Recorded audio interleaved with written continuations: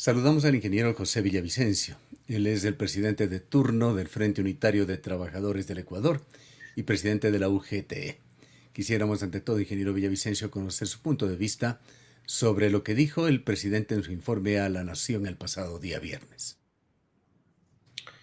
Para los trabajadores, para nuestra central sindical y obviamente el Frente Unitario, consideramos de que el informe del presidente Daniel Noboa es totalmente una realidad distinta a la que está viviendo el pueblo ecuatoriano.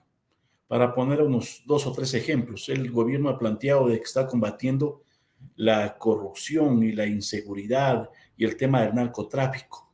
Sin embargo, en los últimos 6 meses hay más de 1.800 asesinados, cientos de extorsionados, de secuestrados.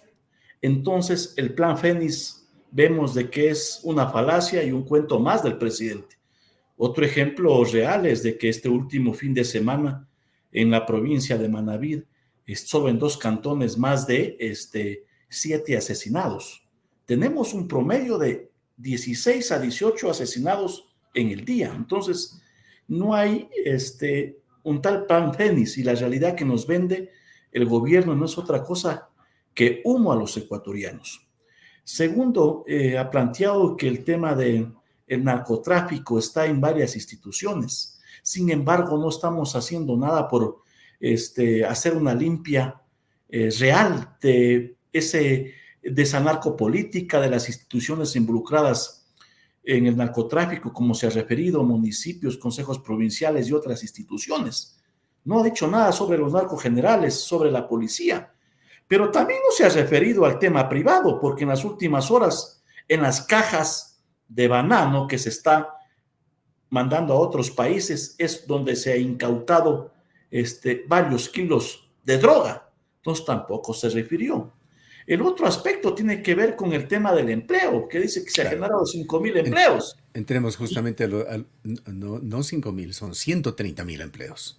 No, 105.000 empleos, ha dicho el presidente. Ah, 105. Sin embargo, sí, 105.000 empleos. Sin embargo, las cifras del mismo ministerio establecen que en los últimos 3 meses se han perdido alrededor de 200.000 actas de finiquito. Por eso es de que se incrementa el subdesempleo y también se incrementa el trabajo no remunerado, porque obviamente se han perdido empleos estables. Y entonces empecemos por allí a desmenuzar las cosas. Varias críticas se hicieron al mensaje del presidente por imprecisión e incluso el uso engañoso de algunas cifras. Hablemos de estas del empleo. Ecuador, con una de las tasas de desempleo más bajas del mundo, en el orden de 4,1%, usualmente está esta tasa, mientras el subempleo está en el orden de un 70%. ¿Qué cambios debería hacerse para realmente con información más objetiva, con mejores estadísticas del país? Nosotros hemos venido planteando que ningún gobierno debe hablar que ha generado empleo, porque le seguirían mintiendo al pueblo ecuatoriano. Porque no podemos hablar de generación de empleo si es que primero no hemos recuperado los más de 800.000 empleos que se perdieron por la pandemia.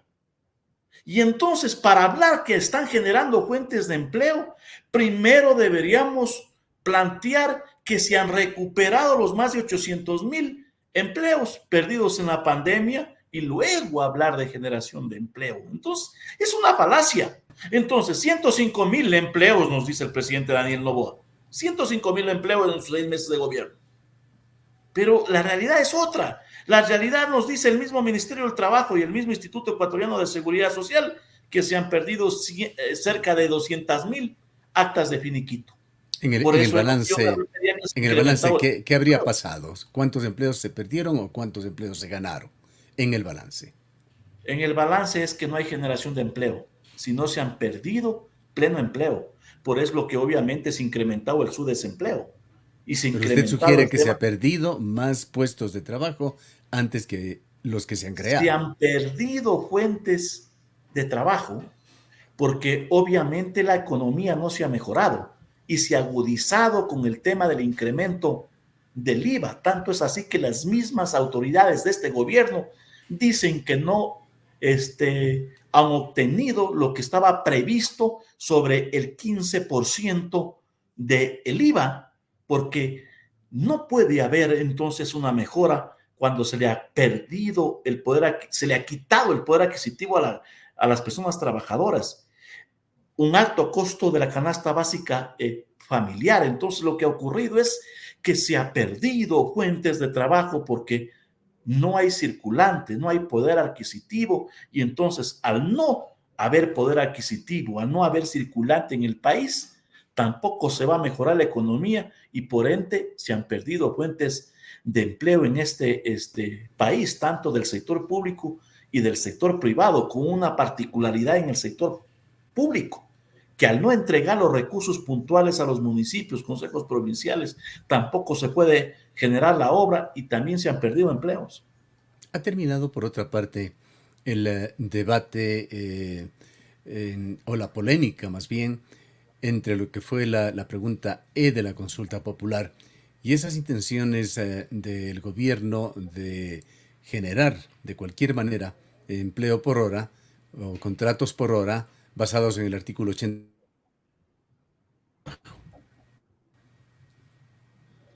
No se ha terminado, estimado Gustavo y ecuatorianos, porque el gobierno, por un lado, quiere desconocer el resultado de la pregunta E del 22 de abril.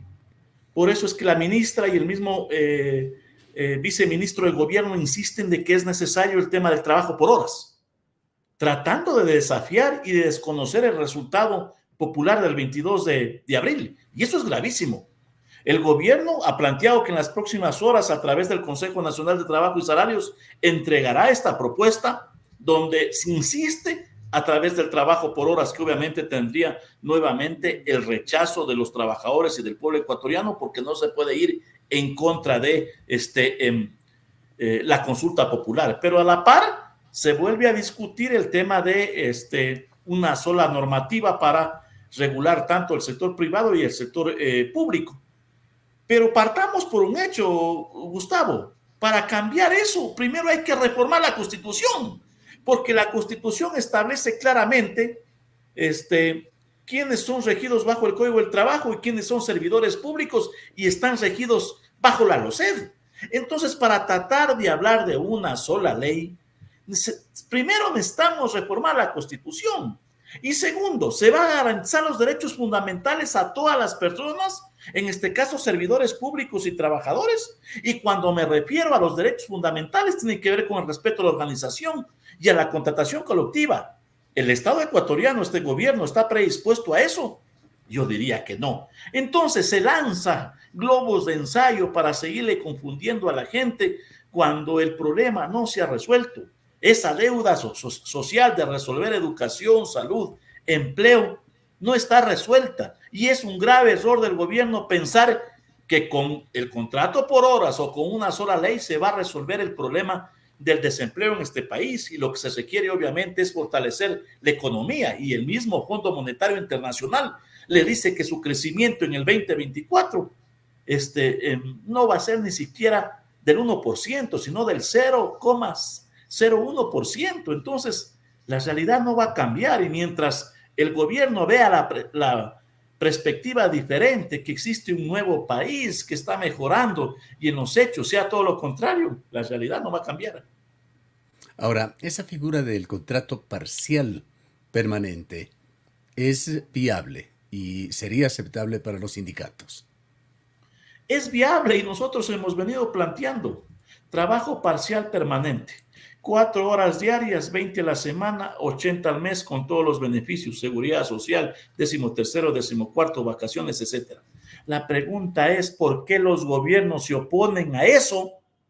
Porque obviamente quieren un contrato que no garantice todos los derechos.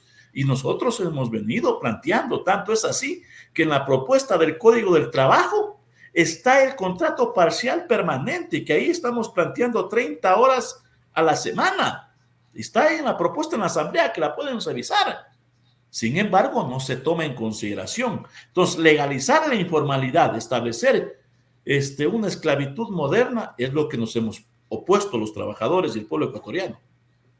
Otro tema, ingeniero Villavicencio, ¿cómo ha afectado, se ha podido medir de alguna manera la situación que se ha generado con los tratados de libre comercio, particularmente el de la China?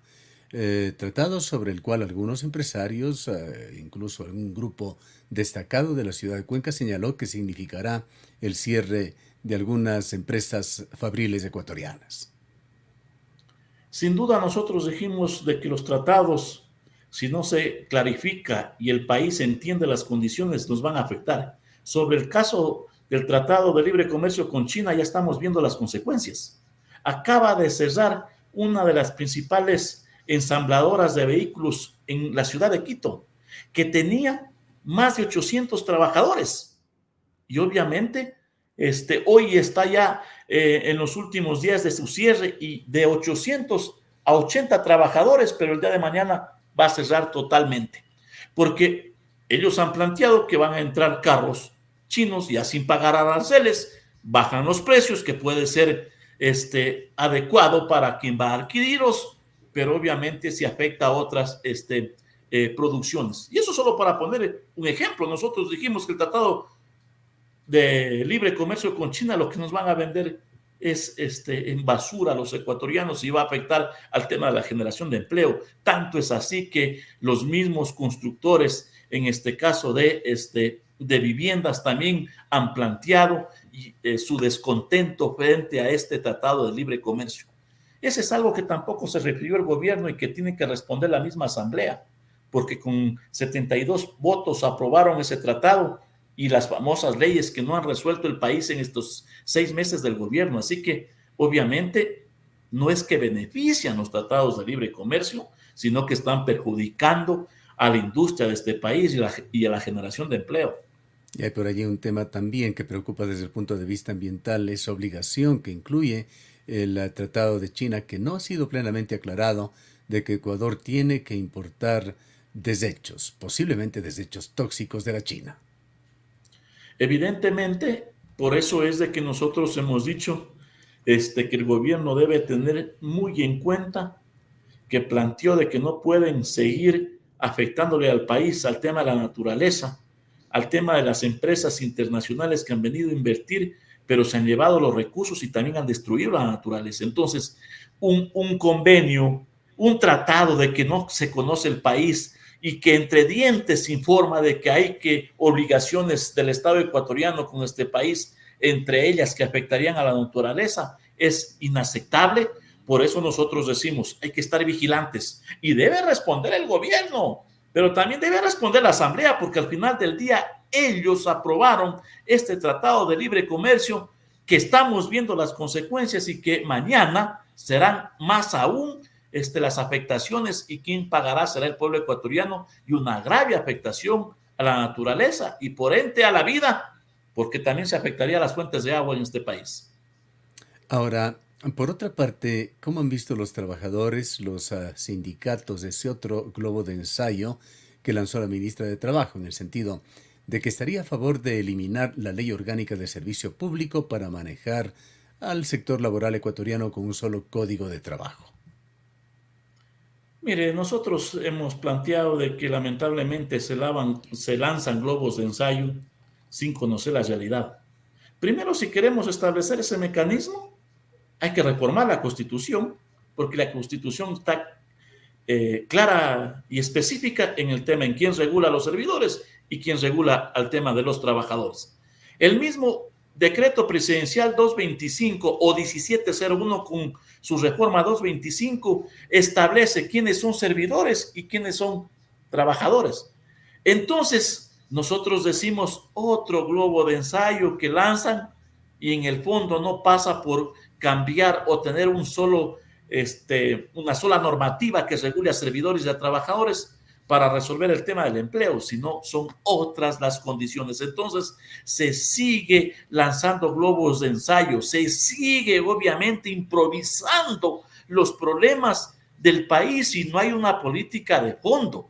Yo digo entonces, la señora ministra del Trabajo, en vez de lanzar estos globos de ensayo, debería preocuparse de resolver un sinnúmero de conflictividad laboral que existe.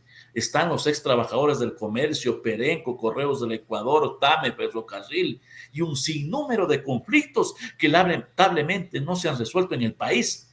Ministra de Trabajo, dedíquese a eso y no a lanzar globos de ensayo que no van a resolver el problema de fondo. Entonces, creo que estas cosas no le hacen bien a los ecuatorianos. Bien, abordemos en esta última parte del diálogo al Instituto Ecuatoriano de Seguridad Social. La Ley Orgánica de Seguridad Social en proceso y ley que también regularía a la BIES, que ha pasado por diversas transformaciones de la propuesta original. Fue vetado por el Ejecutivo, reformado nuevamente por la Corte Constitucional y otra vez regresa a la Asamblea. En lo fundamental, lo que ha hecho la Corte, sobre todo, es el de señalar que sí es constitucional tener 5 miembros en el Consejo Directivo del IES. ¿Cómo han tomado ustedes este punto y las reformas en general? Yo creo que la Corte Constitucional en esta vez ha sido coherente en decirle que sí es pertinente que existan 5 miembros al Consejo Directivo del IES, sobre el veto que hizo el presidente Daniel Noboa diciendo que era inconstitucional. Segundo, una clara preocupación, ecuatorianos, porque el presidente Daniel Noboa no dijo absolutamente nada del patrimonio más importante que tenemos los ecuatorianos, que es el IES. Y no dijo nada sobre una deuda millonaria que bordea los 24,000 millones de dólares, obviamente distribuida en el 40% en la deuda de salud, en el seguro de desempleo, entre otros. No dijo nada de la famosa mora patronal que bordea los 3.800 millones de dólares. Entonces, una gran preocupación que tenemos los trabajadores, porque no ha dicho nada absolutamente de iniciar pagando esta deuda. Pero sí lo hemos escuchado al presidente del Consejo Directivo del IES, que también dice que está afiliando a jóvenes de 18 a 24 años con $55. La pregunta es, ¿el trabajador que gana el básico está predispuesto a afiliarle al IES para que tenga todos los beneficios con $55? Evidentemente que no, porque los 460 no le alcanzan.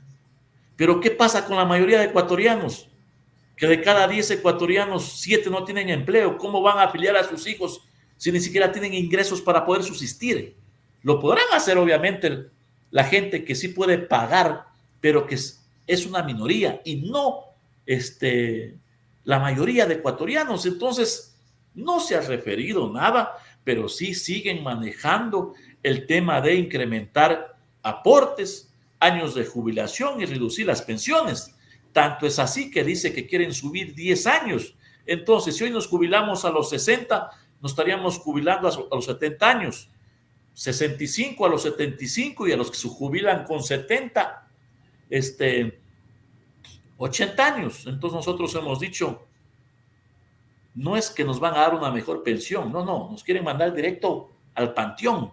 Y entonces no podemos estar de acuerdo con esa política y lamentablemente el gobierno no dijo absolutamente nada en este informe de los 6 meses sobre el Instituto Ecuatoriano de Seguridad Social.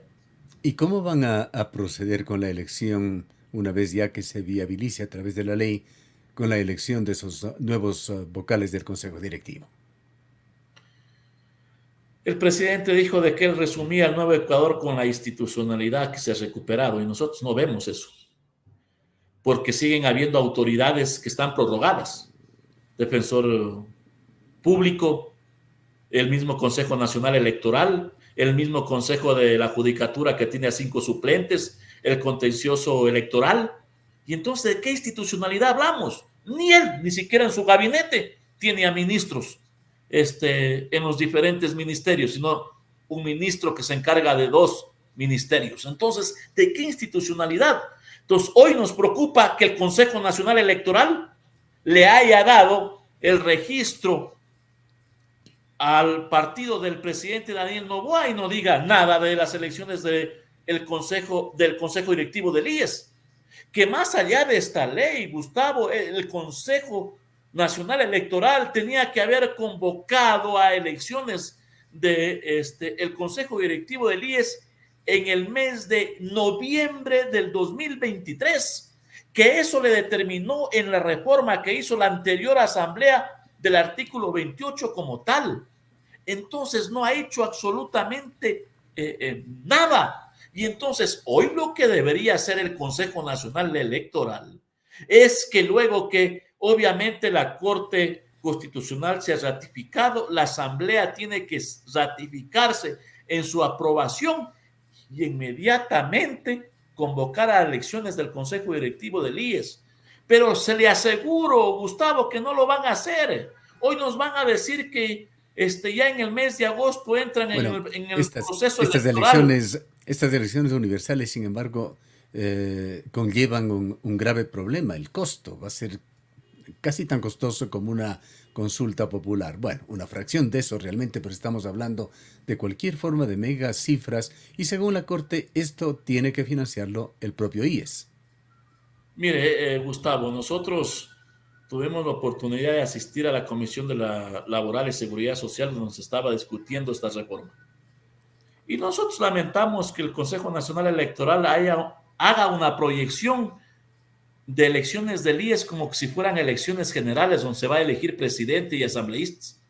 Ese mismo proyecto llevó la señora presidenta Diana Tamaín.